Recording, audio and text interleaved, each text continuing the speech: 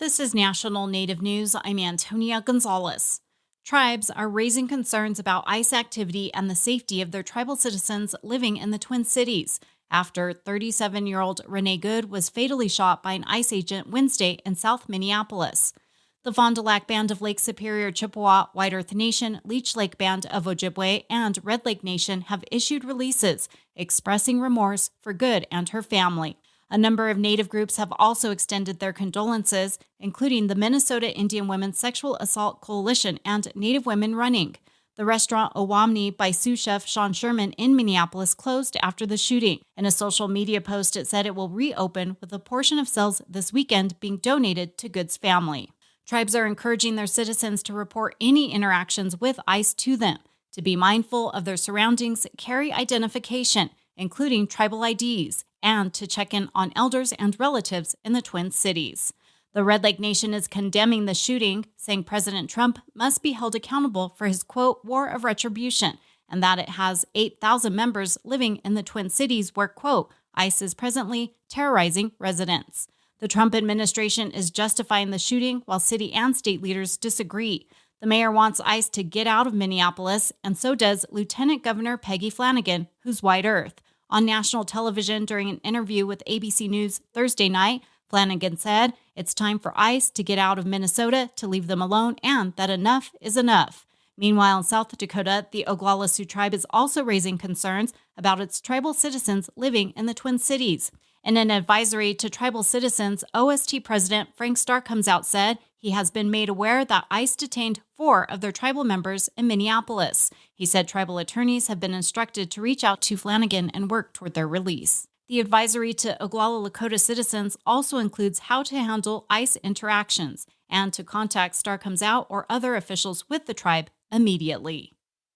A Portland organization involved with missing and murdered Indigenous people awareness and advocacy is holding volunteer training. Brian Bull of Buffalo's Fire reports on what people should expect should they participate in MMIP events. For roughly a year and a half, MMIW Search and Help Alliance has conducted searches and events that support their community. Founder Kimberly Linning says they rely heavily on volunteers to get things done across the region.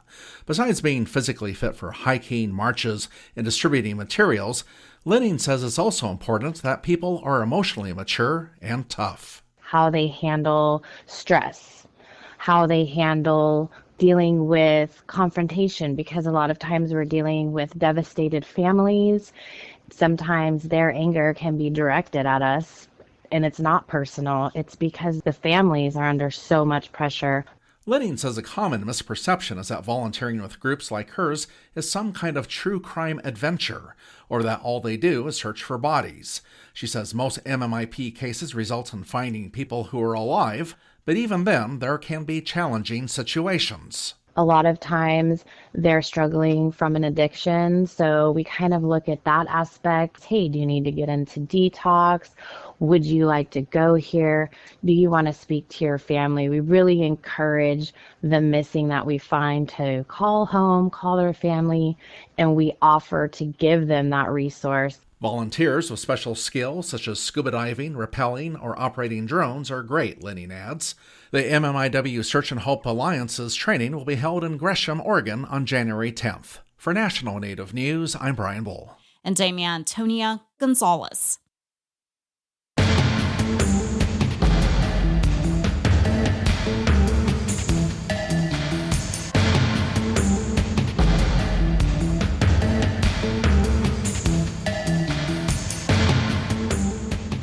National Native News is produced by Koahnic Broadcast Corporation with funding by the Corporation for Public Broadcasting. Skugtash. For more than 40 years, Ramona Farms has revived ancient traditional foods, tepary beans, pinoli, polentas, and more, all from store.ramonafarms.com. Ramona Farms supports this show. Omye. Support for law and justice-related programming provided by Hobbs, Strauss, Dean & Walker, LLP, a national law firm dedicated to promoting and defending tribal rights for over 40 years. More information available at hobbsstrauss.com.